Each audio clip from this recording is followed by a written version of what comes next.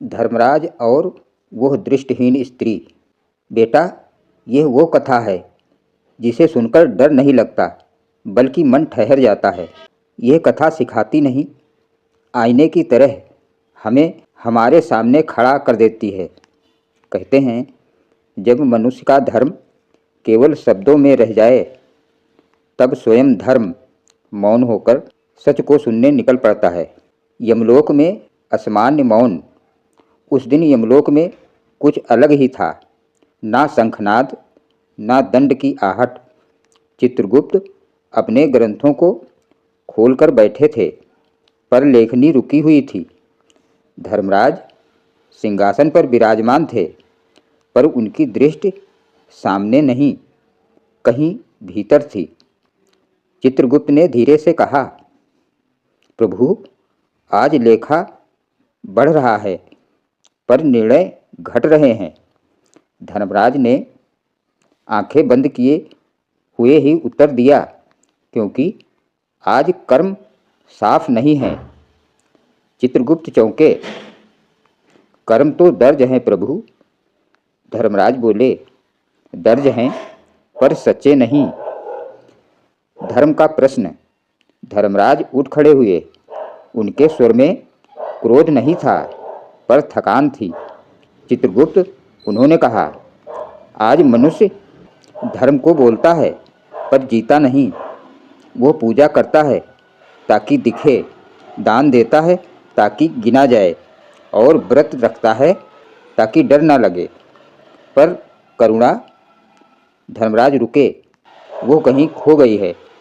चित्रगुप्त ने पूछा, तो क्या आज भी धरती पर उतरेंगे प्रभु? धर्मराज बोले, हाँ, पर इस बार किसी को परखने नहीं, खुद को सुनने। पृथ्वी पर एक अनदेखा कोना।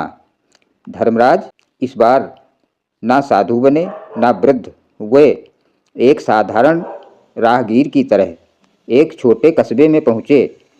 ये कस्बा ना अमीर था ना बहुत गरीब, बस चल रहा था।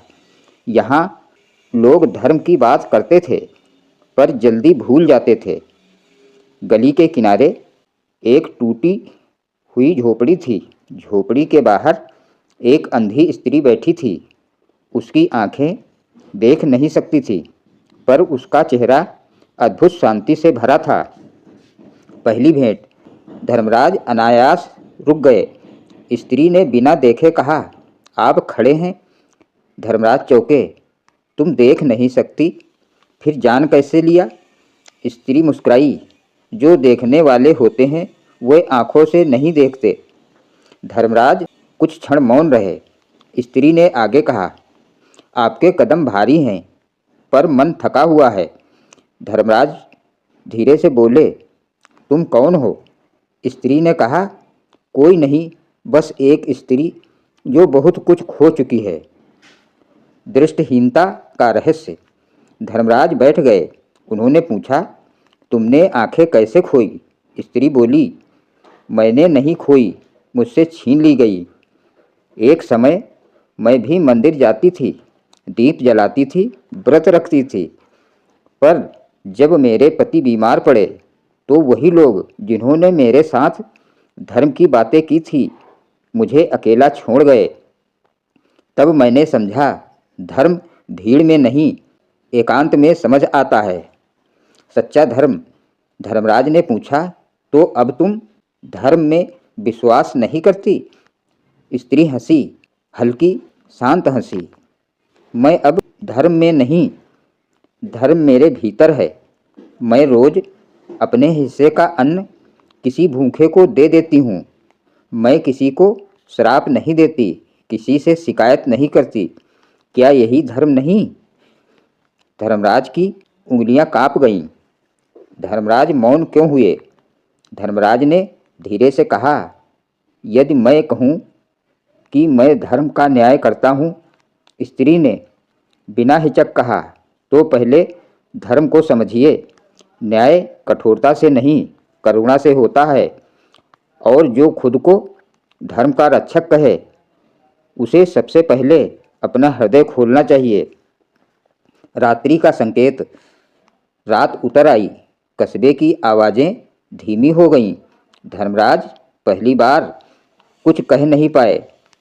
उन्हें लगा आज कोई उन्हें परख रहा है, और वो कोई देव नहीं, एक साधारण दृष्टिहीन स्त्री है। बेटा, यह कथा यहीं नहीं रुकेगी। और अभी तो धर्मराज ने सिर्फ सुना है। अभी बैतरणी का अर्थ, कर्मों का पलड़ा और उस स्त्री का असली सत्य प्रकट होना शेष है। रात और गहरी हो चली थी। कस्बे की गलियों में अब केवल कुत्तों की आहट और दूर कहीं जलते दीपों की लौ दिखाई दे रही थी। धर्मराज उसी झोपड़ी के बाहर मौन बैठे थे। उनके भीतर अजीब सी हलचल थी, ऐसी हलचल जो उन्होंने युगों में पहली बार अनुभव की। मौन का प्रश्न। कुछ देर बाद धर्मराज ने पूछा, माता, तुम्हें यह पीड़ा कभी ईश्वर से शिकायत नहीं लगी?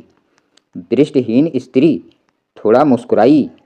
उसकी मुस्कान में दुख नहीं, स्वीकार था। शिकायत तभी होती है जब अपेक्षा हो, उसने कहा। जिस दिन मैंने अपेक्षा छोड़ दी, उस दिन पीड़ा भी हल्की हो गई। धर्मराज उसके शब्दों को सुन नहीं रहे थे, वे उन्हें महसूस कर रहे थे। दीपक की लौ स्त्री ने अपने पास रखा। मिट्टी का छोटा दीप जला दिया। तेल थोड़ा था, पर लौ स्थिर थी। उसने कहा, देखिए, अगर दीपक दिखावे के लिए जले तो तेल जल्दी खत्म हो जाता है, पर अगर अंधकार के लिए जले तो कम तेल में भी बहुत देर तक रोशनी देता है। धर्मराज दीपक को देखते रहे। उन्हें लगा यह दीपक किसी ग्रंथ से ज़्यादा सिखा रहा है। न्याय का बोझ। धर्मराज ने धीरे से कहा, क्या तुम्हें लगता है कि न्याय करना आसान है? स्त्री ने बिना रुके उत्तर दिया, न्याय करना आसान नहीं होता, पर न्याय का बोझ तभी भारी होता है जब वो दया के बिना किया जाए। जिस दिन न्याय करने वाला दया भूल जाए, उस दिन न्याय सिर्फ दंड बन जाता है। धर्मराज की दृष्टि झुक गई। कर्म का बीज। स्त्री ने आगे कहा, मैंने जीवन में बहुत कर्म किए, कुछ अच्छे कुछ गलत, पर मैंने कभी यह नहीं पूछा कि उसका फल क्या मिलेगा। मैंने बस यह देखा कि सामने वाला दुखी तो नहीं। धर्मराज ने पहली बार पूछा, क्या तुम्हें मृत्यु का भय नहीं लगता? स्त्री बोली, जो रोज अपने अहंकार को मारता है, उसे मृत्यु डरा नहीं सकती। बैतरणी की छाया। धर्मराज के मन में बैतरणी नदी उभर आई। कितनी आत्माएं कांपती हुई उसके तट पर खड़ी रहती हैं। दान, व्रत, पूजा सब याद करती हैं। पर उस क्षण धर्मराज ने सोचा, यदि यह स्त्री आज बैतरणी के तट पर पहुँचे तो क्या होगा। उसके पास ना दान की सूची है, ना व्रत का हिसाब, पर उसके पास करुणा है। धर्मराज के भीतर पहली बार एक प्रश्न उठा, क्या करुणा बैतरणी से भी बड़ी है? कस्बे की सुबह। रात बीत गई। सूर्य की पहली किरण झोपड़ी की दीवार पर पड़ी। स्त्री ने सुबह की रोटी दो हिस्सों में तोड़ी, एक अपने लिए, एक पास बैठे एक भूखे बालक के लिए। धर्मराज ये सब देखते रहे। उन्होंने देखा, यह स्त्री किसी को उपदेश नहीं देती, पर उसका हर कर्म उपदेश बन जाता है। बालक का प्रश्न। बालक ने रोटी खाते हुए पूछा, माँ, आप क्यों सबको इतना देती हो? स्त्री ने उसके सिर पर हाथ रखा, ताकि जब तुम बड़े हो तो लेने से पहले देना सीखो। धर्मराज की आंखें नम हो गईं। धर्मराज का अंतर्मन। धर्मराज उठ खड़े हुए। उन्होंने सोचा, यमलोक में कितने निर्णय केवल नियमों से होते हैं, पर यहाँ यह स्त्री बिना नियम के धर्म जी रही है। धर्मराज ने मन ही मन कहा, यदि कर्म इतना सरल है तो हमने उसे इतना कठिन क्यों बना दिया। विदा का क्षण धर्मराज जाने लगे। स्त्री ने बिना देखे कहा, आप जा रहे हैं। धर्मराज रुके। स्त्री बोली, जो उत्तर आप ढूंढ रहे थे वो बाहर नहीं, आपके भीतर है। धर्मराज कुछ बोल नहीं पाए। उन्होंने नम्रता से सिर झुका दिया। बेटा, यह कथा अभी समाप्त नहीं हुई। अभी तो धर्मराज को यमलोक लौटकर एक ऐसा निर्णय लेना है जो युगों तक याद रखा जाएगा। अभी चित्रगुप्त के ग्रंथ बैतरणी का सत्य और उस स्त्री का असली परिचय शेष है।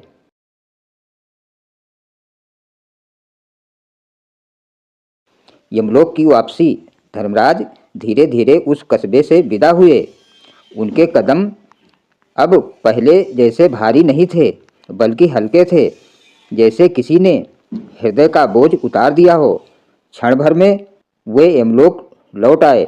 यमलोक वही था, वही सिंहासन, वही नियम, वही कर्मों के ग्रंथ, पर धर्मराज अब वही नहीं थे। चित्रगुप्त और प्रश्न। चित्रगुप्त उठ खड़े हो गए। प्रभु, उन्होंने कहा, धरती ने क्या सिखाया। धर्मराज कुछ देर मौन रहे, फिर बोले, धरती ने मुझे यह सिखाया कि धर्म सूचियों में नहीं, संवेदनाओं में बसता है। जो व्यक्ति दान इसलिए करता है कि लिखा जाए, उसका दान हल्का हो जाता है, और जो बिना गिनती दे देता है, उसका कर्म वजनदार हो जाता है। चित्रगुप्त ने ग्रंथ खोला। एक नाम चमक उठा, दृष्टिहीन स्त्री। उन्होंने पूछा, प्रभु, इसके कर्मों का लेखा अधूरा है। कोई बड़ा दान नहीं, कोई कठिन व्रत नहीं। धर्मराज का निर्णय। धर्मराज सिंहासन से उठे। उन्होंने कहा, इसका लेखा पूरा है। चित्रगुप्त चौंके। कैसे प्रभु।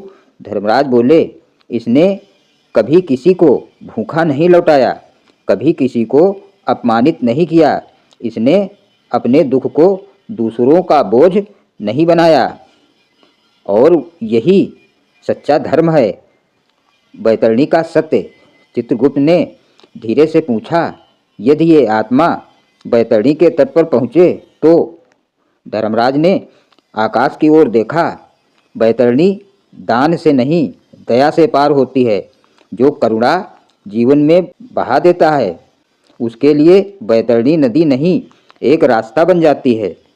धर्म का नया अर्थ। धर्मराज ने आगे कहा, आज से कर्मों का लेखा सिर्फ क्रियाओं से नहीं, भाव से भी तौला जाएगा, क्योंकि जिसने भाव से एक रोटी दी वो 1000 दिखावों से ऊपर है। चित्रगुप्त ने लेखनी झुका दी।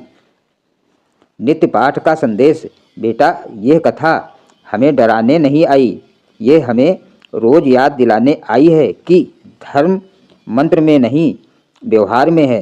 धर्म मंदिरों में नहीं, मानवता में है।